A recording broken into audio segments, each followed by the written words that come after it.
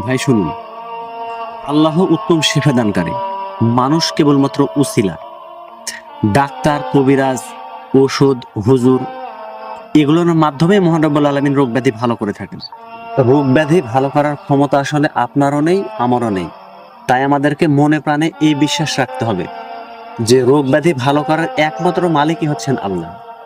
আপনার কথায় আমার অন্তরের চোখ খুলে গেছে। আসলে আমি এতদিন ভুলের ভিতর ছিলাম। হুজুর, আমরা শুধু আসলে ডাক্তারই হয়েছি, কিন্তু ইসলাম কি জিনিস কখনো জানতে চাইনি। আজ যদি আমার ভিতরে ইসলামিক জ্ঞান থাকতো, তাহলে আপনার সাথে এই বিষয়টা নিয়ে কখনোই আমি তর্কে জড়াতাম না। আর আপনাদের উদ্দেশ্যে বলছি, ইসলামের দৃষ্টিতে তাবিজ, কবজ এবং সুতা ঝোলানো এগুলো হচ্ছে প্রকাশ্য শিরক এবং হারাম। তবে পানি পড়ে দেওয়া, কারো মাথা ব্যথা হলে ফু দেওয়া এবং চোখে ফু দেওয়া, এটাকে ইসলামী পরিভাষায় বলা হয় রুকিয়া।